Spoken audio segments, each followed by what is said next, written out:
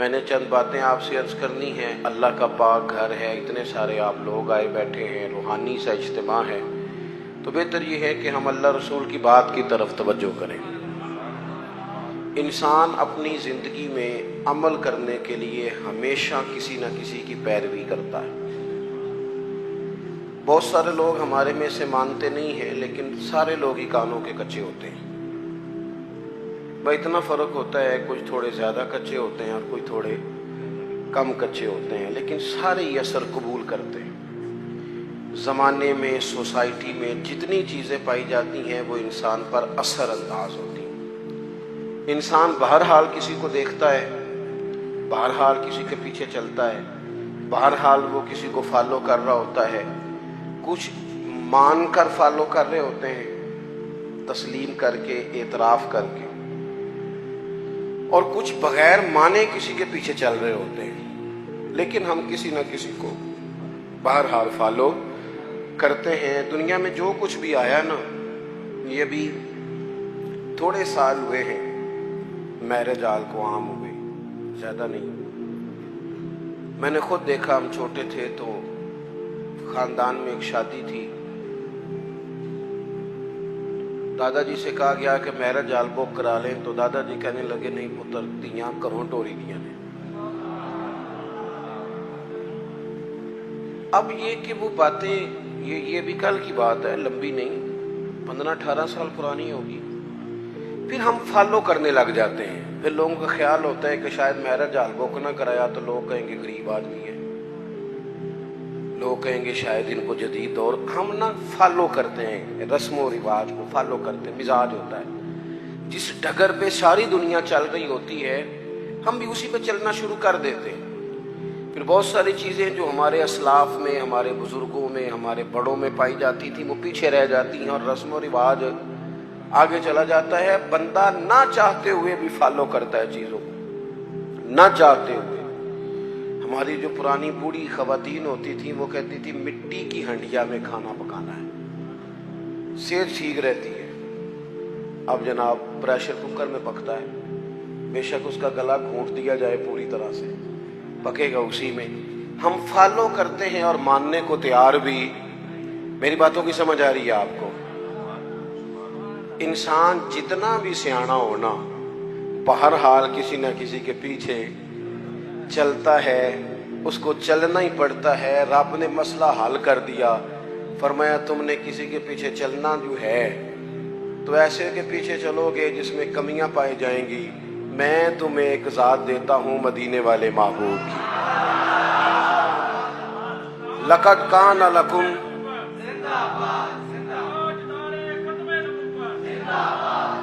لقد کان لکم فی رسول اللہ اسوۃ حسنہ، فرمایا تمہارے لیے نبی پاک علیہ السلام کی زندگی میں بہترین نمونہ ہے۔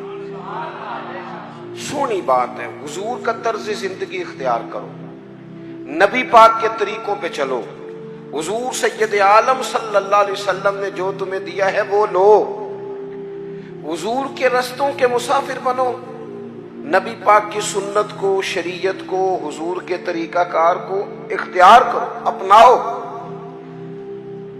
ہم اگر نبی کریم علیہ السلام کی تعلیمات کو پہلے تو محبت سے سمجھیں، پڑھیں، غور کریں، سنیں۔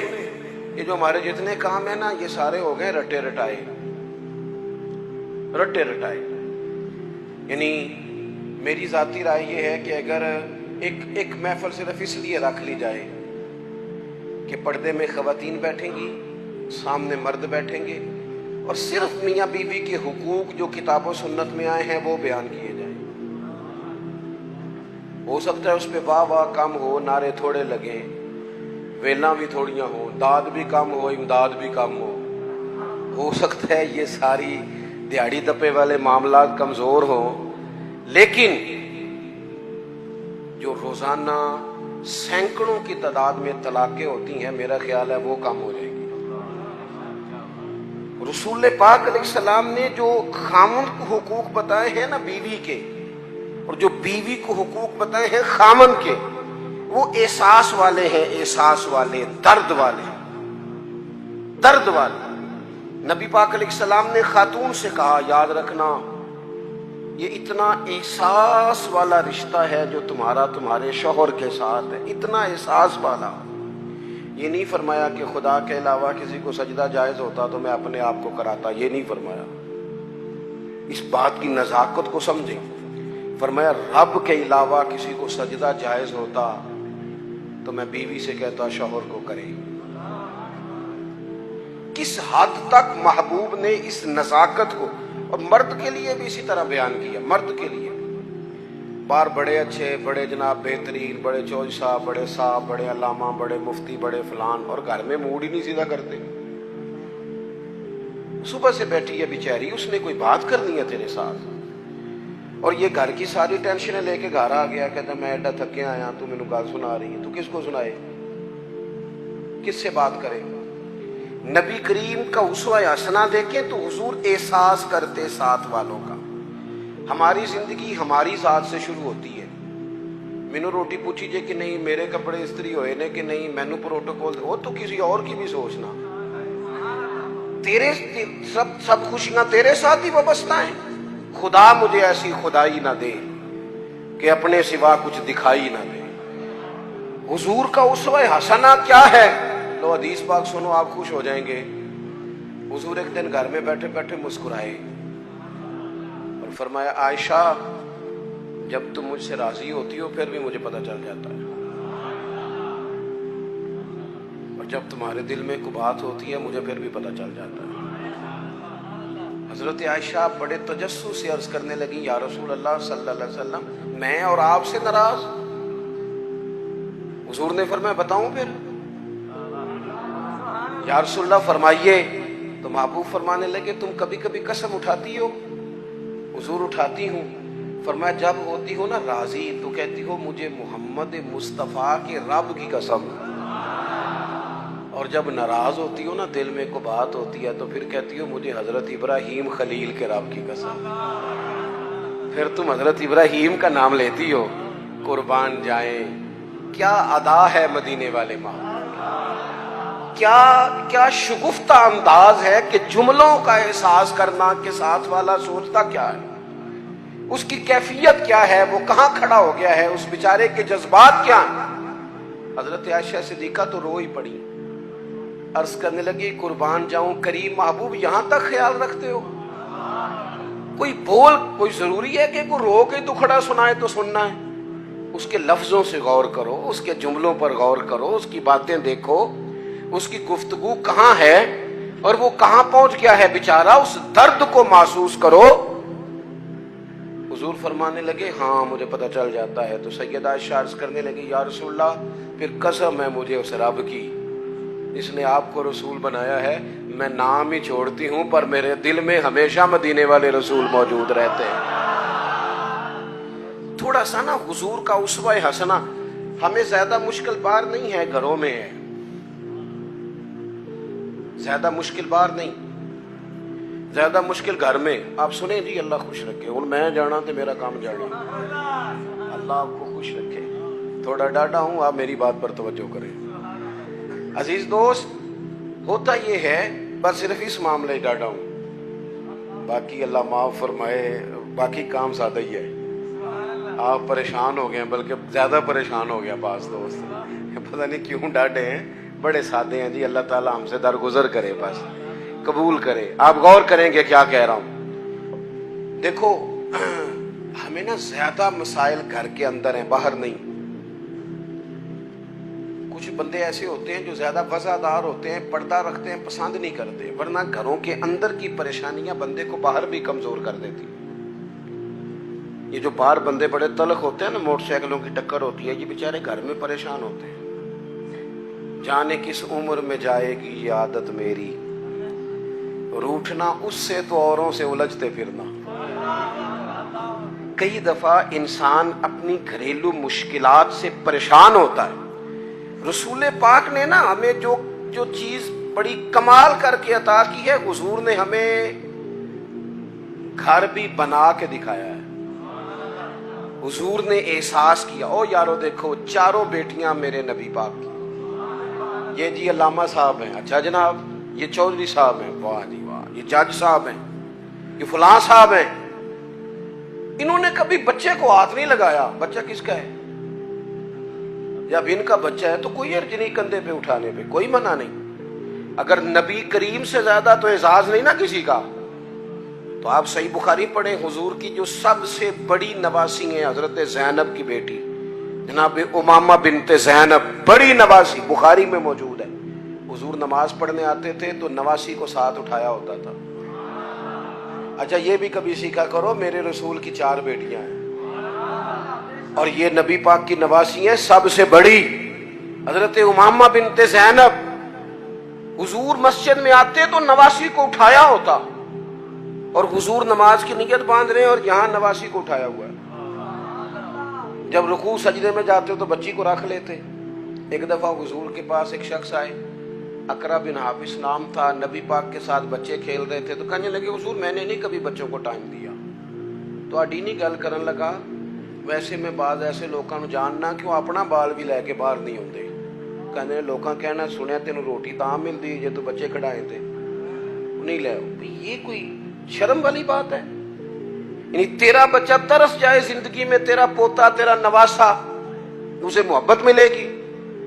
نبی پاک سے زیادہ مصروف آدمی کوئی نہیں. اقرا بن حابس کہتے ہیں میں نے دیکھا حضور بچوں سے کھیل رہے، تو میں نے عرض کی یا رسول اللہ میں تو بچوں کو ٹائم نہیں دیتا، وہ جانے ان کی ماں جانے. تو حضور نے پتہ جواب کیا دیا تھا؟ یہ لکھ لینا کہیں دل کی تختی پہ. حضور فرمانے لگے تو اپنے بچوں کو بھی وقت نہیں دیتا؟ حضور نہیں. محبوب فرمانے لگے اگر اللہ نے تیرے دل سے، اس شخص سے حضور نے کہا، اقرا بن حابس روایت کرتے، محبوب اس شخص سے کہنے لگے اگر تیرے دل سے رب نے رحمت نکال لی ہے تو میں کیا کروں، مجھے تو رحمت للعالمین بنا. تھوڑے سے لہجے پر غور ہو، تھوڑا انداز پیار والا ہو، تھوڑا سا احساس ہو. اچھا جو کبھی کبھی ملے ان سے انداز میٹھا، اس کا کیا فائدہ؟ جو ہر وقت ساتھ ہیں ان سے تو پیار کرنا، پہلے ان کا تو احساس پیدا کرنا جن کی وجہ سے تجھے چھاؤں ملنی. تو نبی پاک کا جو اسوہ حسنہ ہے، حضور نے جو ہمیں جو طریقے دیے وہ بالکل عام فہم ہے، روٹین کے ہیں. ہمارے ہاں نا آج کل پیرانے عظام پائے جاتے ہیں، اللہ ماشاءاللہ پیر صاحب ہیں جی. اور مجھے ایک صاحب روز اپنے پیر صاحب کی کرامت سناتے تھے، چپ کر کے سن لیتے تھے. مصیبت یہ ہے کہ انکار کریں تو بڑا مسئلہ بن جاتا ہے. اور پیروں کی کرامت بھی ہر 1.5 منٹ کے بعد ظاہر ہوتی ہے. وہ ایک دن اس کے بھائی نے کوئی طلاق شلاق دے لی تو مجھے کہنے لگے جی طلاق کا مسئلہ بتائیں. میں کہا پیروں نے پوچھ. کہتا ہے وہ کہتے نے کسی عالم نے پوچھتے پہ. میں کہا پیروں نے مدرسے داخل کراؤ، پیروں نے مدرسے داخل کراؤ جنہوں نے آدھا جاندہ کچھ نہیں تھے. کیوں کہ حضرت سلطان بہو کا فتویٰ ہے 5 علموں جو کرے فقیری او کافر مرے دیوانہ ہو. یہ کیسے ہو گیا بغیر تعلیم کے ایک آدمی رہنما بن کے بیٹھ جائے، مقتدا بن؟ یہ کیسے ہو گیا؟ اپنی زندگی میں اصولوں کی بنیاد پر معاملات چلتے. رسول پاک نے تعلیم دی ہے، حضور کا اسوہ حسنہ ہے. رسول کریم علیہ السلام نے اپنی امت کو سکھایا ہے جینا کیسے ہے. اگر میں کھل کے بات کروں تو حضور نے سکھایا ہے مرنے میں مزہ کیسے ہے. نبی کریم سے دین سیکھو، حضور سے اسوہ حسنہ سیکھو، اور سادہ تکلفات سے مبرہ زندگی، روٹین میں زندگی. آپ یقین کریں اس دور کا سب سے بڑا مسئلہ پروٹوکول ہے، سب سے بڑا مسئلہ. میں جاتا ہوں ملک میں سفر کرتا ہوں، دوستوں سے کہہ دیتا ہوں کہ آپ گھر رہنا، ہمیں ایڈریس دے دو، ہمیں پہنچنا آتا ہے. 15 موٹر سائیکل آگے ہیں، 20 اس کے آگے ہیں، 10 اس کے آگے. یہ کیا ہو رہا ہے؟ یہ وزیر روڈ تے چڑھ جائے تاں بھی نہیں تھا ملتی، تو یہ پیر چڑھ جائے تاں بھی نہیں تھا ملتی. بھئی فقیروں کا ان چیزوں سے کیا تعلق؟ درویشی کا کوئی تعلق ہے اس آنے جانے سے، اس پروٹوکول سے، ان چکروں سے؟ اسی کسی دے کچھ بھی نہ لگ دے، نہ کوئی ساڈا دردی. اور درویش جو ہوتے ہیں نا، درویش رب کی، حضرت بابا بلے شاہ صاحب قصور میں اعتکاف نہیں کرتے تھے. کہتے تھے بندے ہاتھ بڑے چومتے، سب کو پتہ ہے سید ہوں، غوث پاک کی اولاد ہوں. دور نکل جاتے تھے جہاں جاننے والا کوئی نہ ہو، تاکہ بندہ تسلی سے اللہ اللہ کر لے. اور کہتے تھے اٹھ بلیا، اٹھ بلیا چل اوتھے وسیے جتھے وسدے نہیں سارے انے، اٹھ نہ بلیا چل اوتھے وسیے جتھے وسدے سارے ہی انے، نہ کو تیری ذات پچھانے نہ کوئی تینوں منے۔ اپنی زندگی حضور نے جو دیکھے نا، ایک صحابی حضرت ابو شعیب رضی اللہ تعالیٰ حضور کا چہرہ دیکھا تو محسوس ہوا کہ محبوب نے کئی دنوں سے کھانا نہیں کھایا۔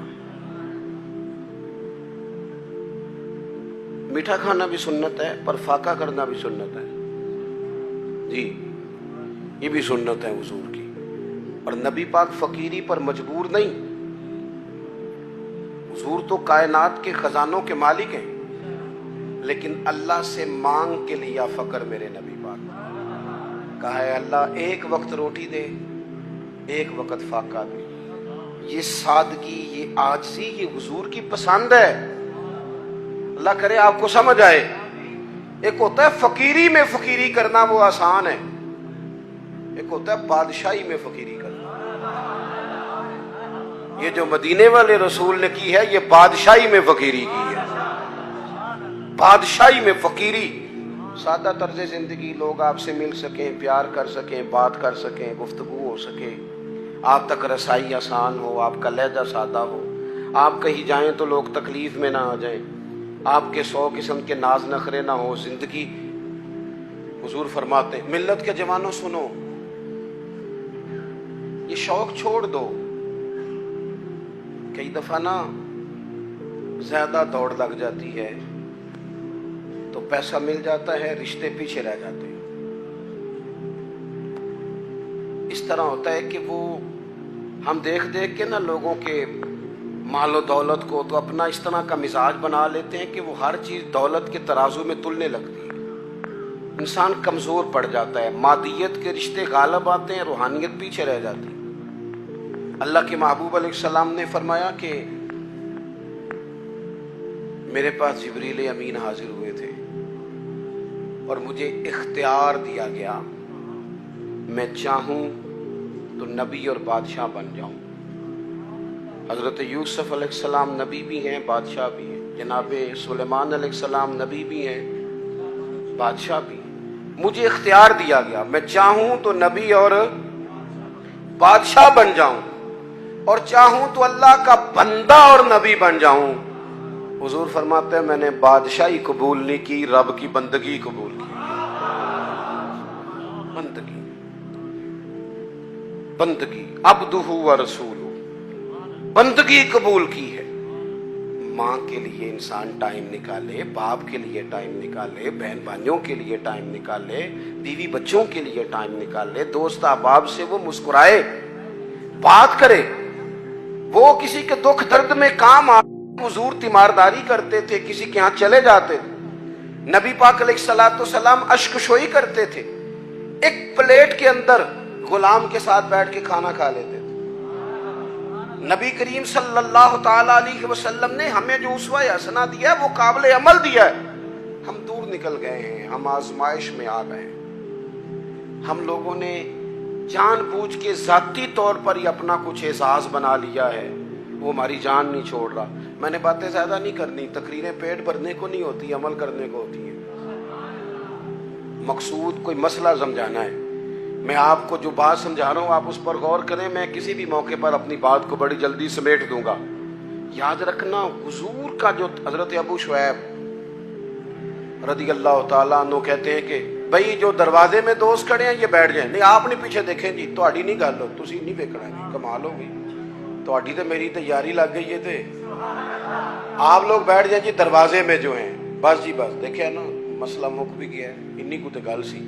آپ توجہ کریں، حضرت ابو شعیب رضی اللہ تعالیٰ عنہ فرماتے ہیں کہ محبوب کے نا چہرہ نور پہ میں نے دیکھا کہ محسوس ہوا کہ 2-4 دن سے کھانا نہیں کھایا۔ میں نے نا فٹافٹ بندے گنے حضور کے ساتھ کتنے، گھر میں میں نے کہا 5 لوگوں کا کھانا پکاؤ۔ یہ ذرا بات کو سمجھنا،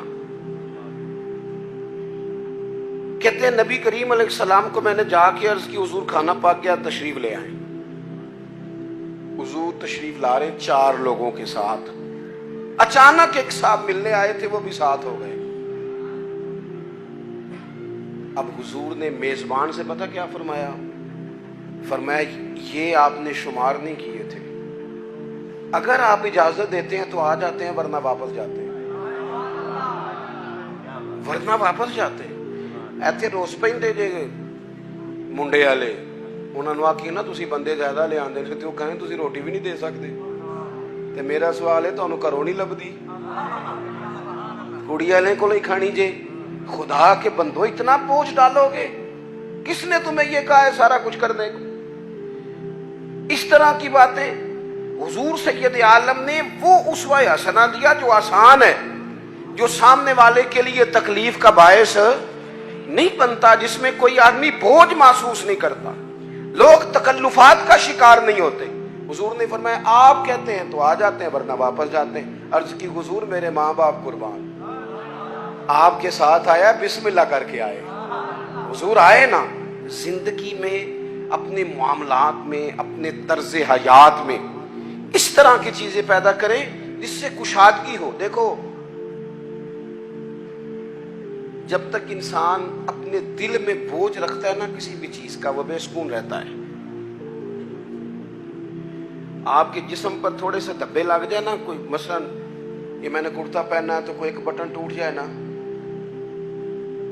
تو کسی کو ٹینشن ہو نہ ہو، مجھے بڑی ہوگی کہ یار میرا بٹن ٹوٹیا ہے، محفل میں جا رہا ہوں۔ نفسیاتی طور پر انسان غیر مطمئن ہوتا ہے۔ وزادار آدمی، بڑا گھر ہے، اللہ نے گنجائش دی ہے، بڑے سارے لوگ آ سکتے ہیں، پیسے بھی ہیں، روٹی بھی پکا سکتا ہے، کھلا بھی سکتا ہے، سب کچھ ٹھیک ہے۔ لیکن اگر کوئی بندہ بالکل دروازے پہ آ کے کہنا میں آ گیا ہوں، تو وہ اتنا وزادار بندہ بھی، ڈیرے دار بھی برا محسوس کرتا ہے، کہتا ہے پہلے بتانا چاہیے تھا۔ کیوں؟ کہتا ہے یار اسی ذرا صفائی تے کر لیں گے، کپڑے تو بدل لیتے۔ کیونکہ انسان تھوڑا سا نا، ذرا سا بھی داغ دھبا گھر میں کپڑوں پہ ہو تو بوجھ محسوس کرتا ہے۔ یہ جو لوگ کہتے ہیں نا یہ سارا کچھ ہے، ٹینشن نہیں جاتی، میرا جواب یہ ہے کہ دل چیک کریں اوپر کوئی دھبا تو نہیں۔ اگر حسد کا دھبا ہو، ادھر دیکھو، اگر حسد کا دھبا ہو، بغض کا دھبا ہو، عداوت کا دھبا ہو، تکبر کا مسئلہ ہو کہ میں کوئی شے ہاں، پھر بندہ سارا دن صاحب لاندا جے کہ مینوں فلانے نے سلام نہیں کیتا۔ یہ مفت کی بے چینی ہے جو سکون لینے نہیں دیتی۔ اگر اندر کوئی مسئلہ بن جائے نا اس طرح کا، ماں ہا کا فی صدرک، حضور نے فرمایا تیرے سینے میں کھٹکتے ہیں تیرے عیب، وہ تجھے بے چین کر دیتے، بے سکون ہو جاتا ہے بندہ۔ اگر زندگی ہو سادی، زندگی ہو سادی، او کاکا تو مینوں سلام نہیں کیتا، تے میں کہ کوئی عرض نہیں تسی کر لو۔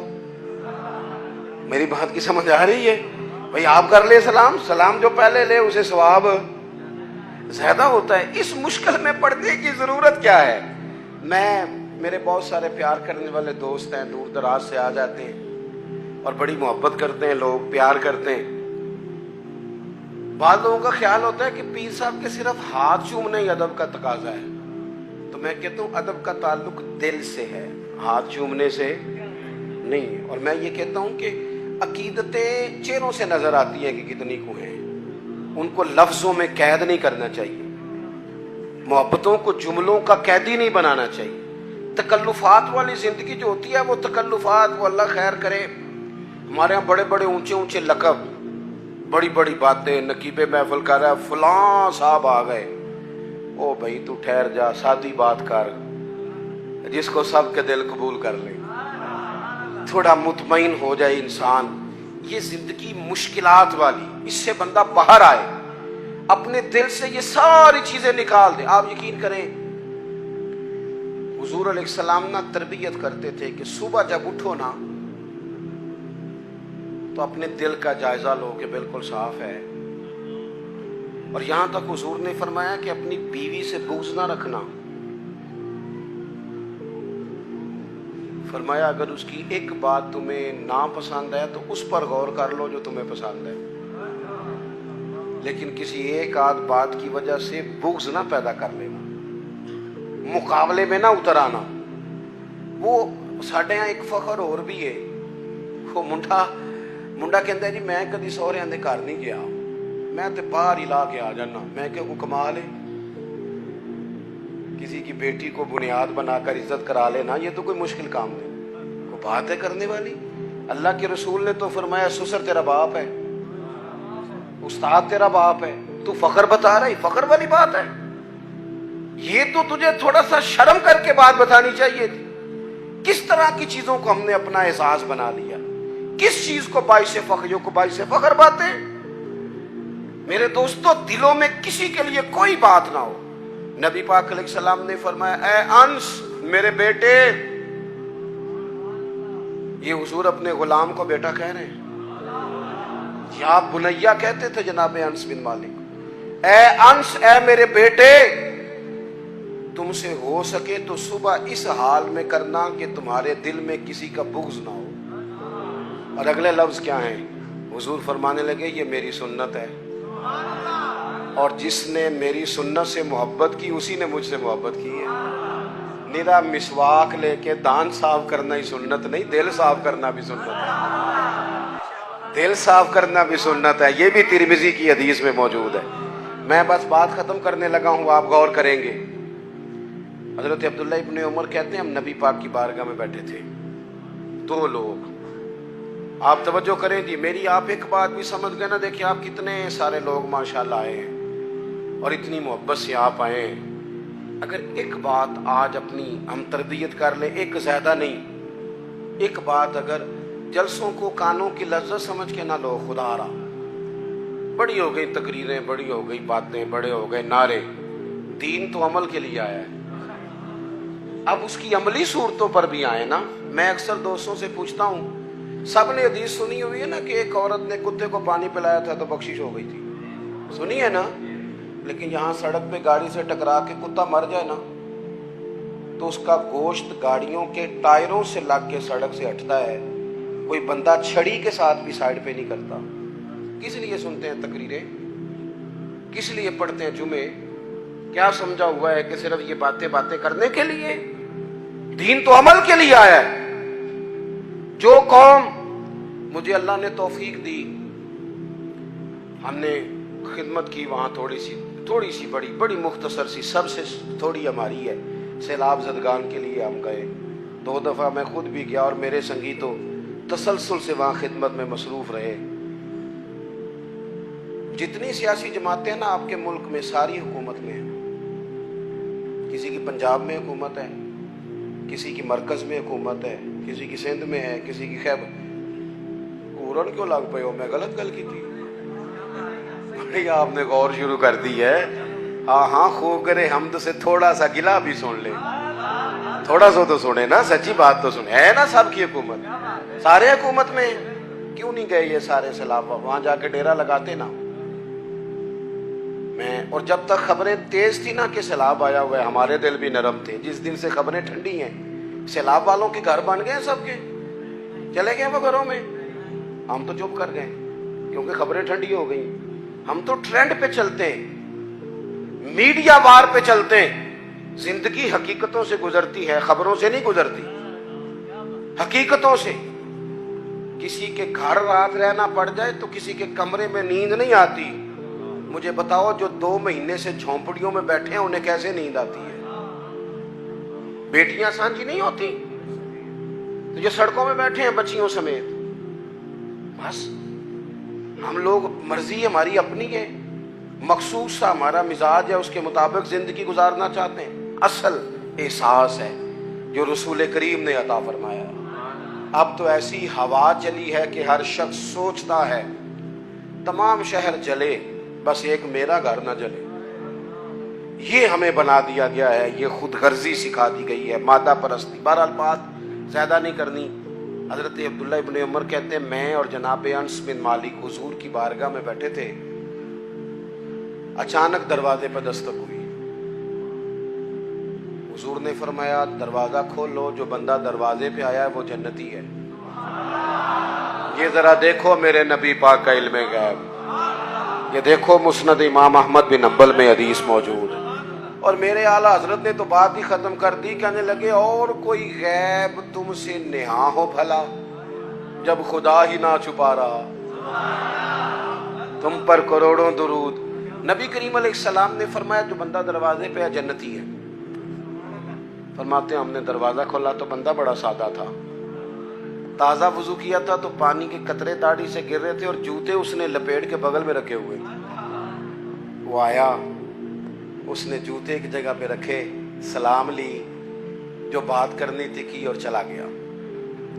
کہتے ہیں بڑا تجسس ہوا کہ یار کمال ہو گئی ہے, جسے حضور جنتی کہہ دے. کمال نہیں ہو گئی؟ حضور تو مسکرا کے دیکھ لیں تو کرم ہو جاتا ہے, اور جس کو حضور جنتی کہیں. کہتے ہیں دوسرا دن تھا, وہی ٹائم تھا, وہیں بیٹھے تھے, پھر دروازے پہ دستک ہوئی. حضور نے فرمایا کھولو دروازہ, جو دروازے پہ آیا ہے وہ جنتی ہے. کہتے ہیں دیکھو کرم اللہ کا, ہم نے دروازہ کھولا تو بندہ وہی تھا جو کل آیا تھا. بڑے نصیب ہیں بھائی. کہتے ہیں اسی طرح آیا, وضو تازہ کیا ہوا تھا, کوئی بات کی اور چلا گیا. اللہ کی قدرت کو اس نے اتفاق, کرم بالائے کرم, وہیں بیٹھے تھے, تیسرا دن تھا, پھر دستک ہوئی, میں ہوں اور جناب انس بن مالک تھے دروازے پہ. آنے والا آیا, محبوب نے فرمایا کھولو بھائی جنتی آ گیا ہے. کہتے ہیں وہی بندہ آ گیا. میں بریلی شریف میں حاضر تھا انڈیا میں, تو اعلیٰ حضرت کے بھائی ہیں مولانا حسن رضا, ان کے پوتے تھے شیخ الحدیث مولانا تحسین رضا رحمت اللہ تعالی علیہ. ان سے میں نے کہا حضرت اپنا کوئی شعر سنائیں. بڑے قابل عالم تھے, 2008 میں ان کا وصال ہوا.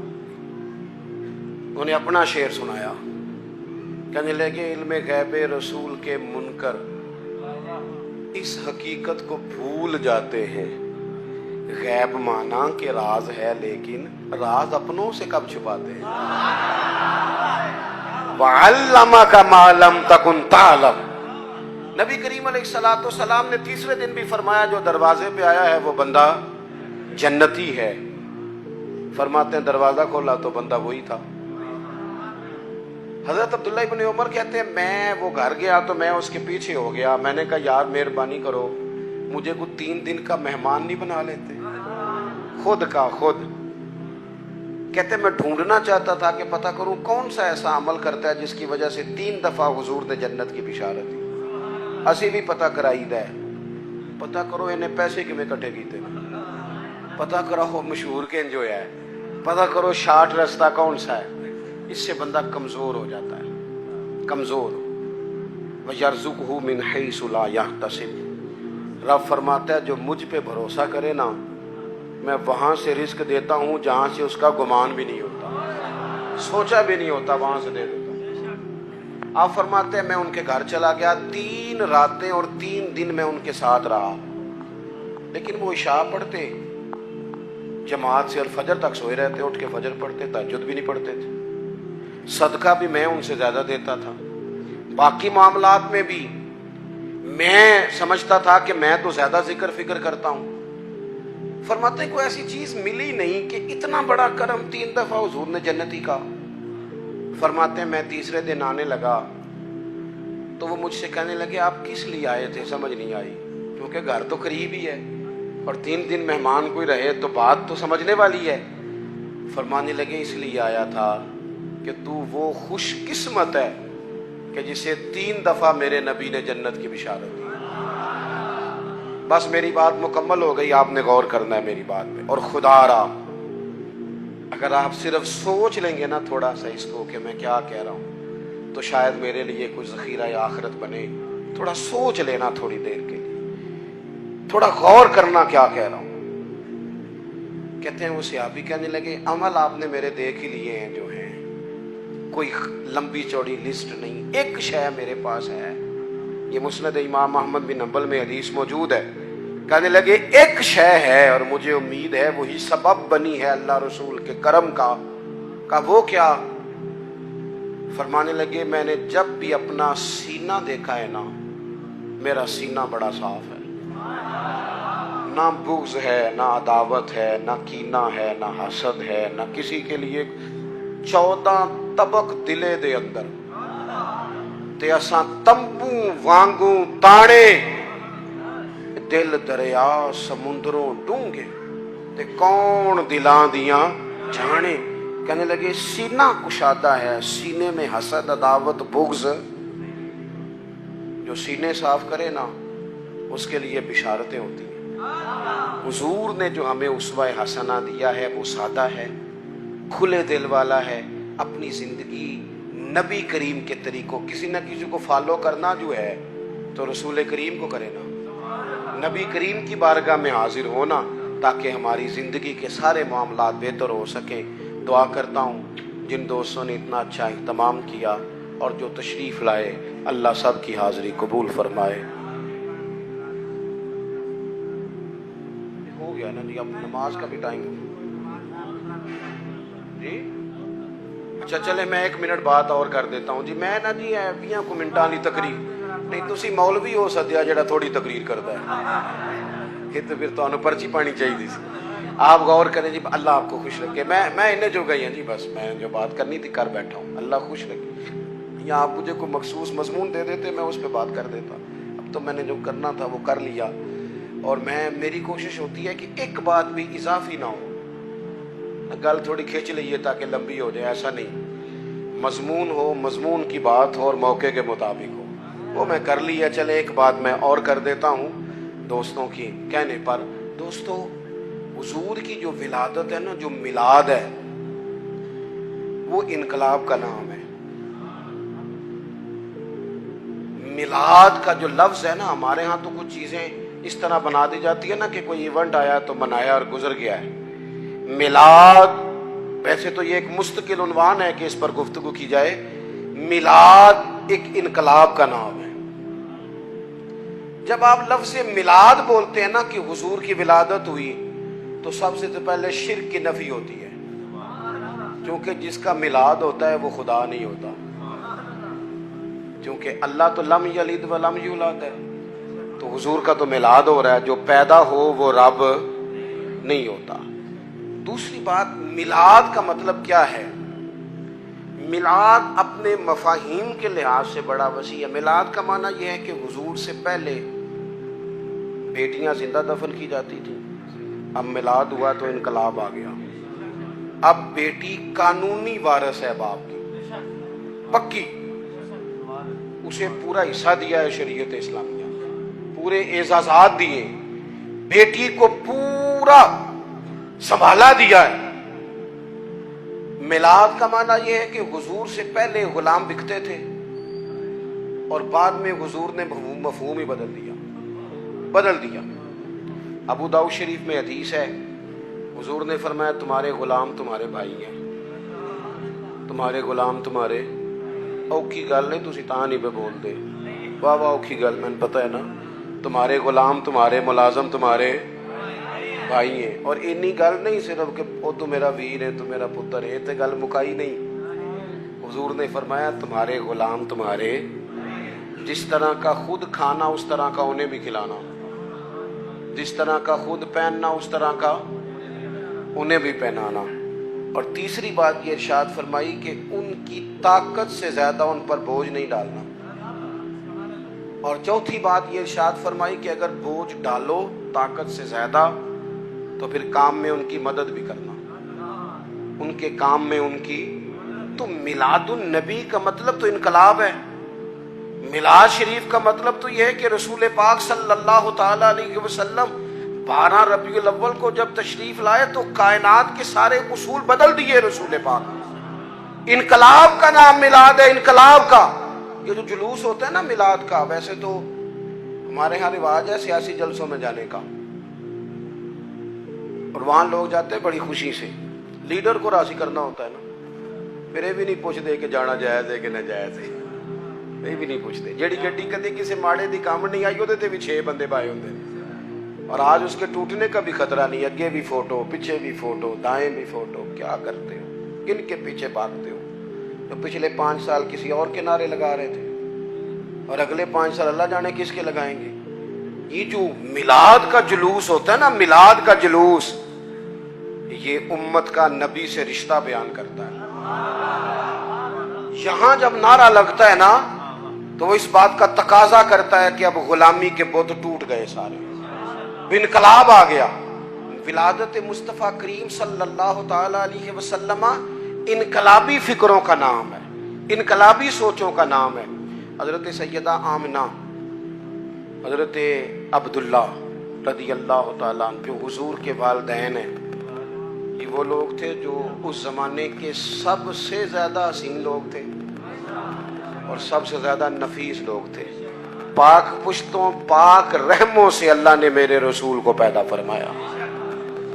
میلاد شریف کو بھی جب تک ہم اسے جذبات کا حصہ نہیں نہ بناتے، یعنی ہمارے دل سے یہ بات بیداری کے ساتھ نکلے کہ مالک شکر ہے تو نے ہمیں رسول پاک کا غلام بنایا، شکر ہے تو نے ہمیں حضور کی امت میں پیدا کیا، جب تک یہ یعنی جذبات کے ساتھ نکلے، جیسے بندہ کبھی رو نہیں پڑتا کہ آخر چاہ چڑھ گیا۔ چلو تمہیں ایک مثال دینے پھر تسی چھتی سمجھنا ہے۔ کئی جگہ تے بچہ میٹرک کرتا ہے تے کئی جگہ تے وہ ابا میٹرک کرتا ہے، کیونکہ وہ ساری محنت ابا جی دی ہوتی ہے۔ ابا جی بیچارے زور دیتے ہیں، پیچھا کرتے ہیں۔ دیکھو کچھ منڈے ناراض تک دینے میں صحیح کہہ رہا ہوں۔ میرا دل کرتا ہے کئی یاری کچھ بچے میٹرک کرتے ہیں تو انہوں نے ابا جی نو آکھا ہے تساں کیتا ہے نہیں تو انہیں کو نہیں سی کرنا۔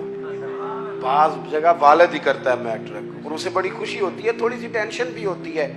جب میٹرک کیا تھا تو 31 مارچ کو نتیجہ آتا تھا، تو جنہ پیپر دیتے ہوندے سن 1 مارچ تو نماز بھی شروع کر لیتے سن، ان کا والد بھی شروع کر لیتا تھا کیونکہ نتیجہ آتا تھا نا 31 مارچ کو۔ پھر 31 مارچ نو ابا جی ایڈے راضی ہوندے سن منڈا پاس ہو گیا ہے کہ جڑے بندے نے نہیں بھی نہ خوش ہونا انہوں بھی فون کر لیندے سن کہ سن بھائی مبارک ہوئے تیرا بھتیجا پاس ہو گیا ہے۔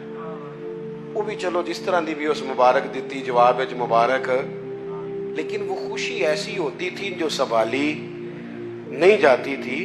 وہ مبارک ہو بھی بیٹا پاس ہو گیا ہے، جب وہ بھی کہتا تھا خیر مبارک، حالانکہ رویہ اس کا وہ نہیں تھا۔ آپ بات کو سمجھ لیں، کچھ خوشیاں سنبھالی نہیں جاتی، نہ سمجھ آئے تو حضرت انس بن مالک فرماتے ہیں وہ دن نہیں بھولتا جس دن حضور ہجرت کر کے مدینے آئے تھے۔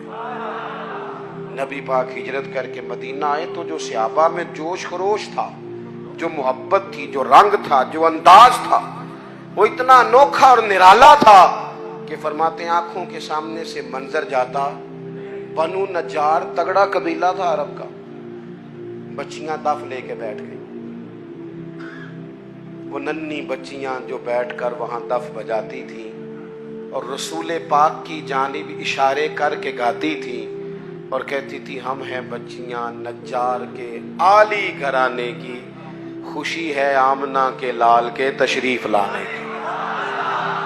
تو وہ تصور پیدا کریں، اس طرح کا لہجہ ہو کہ خوشی ہم سے سنبھالی نہیں جا رہی۔ اللہ تعالیٰ میری آپ کی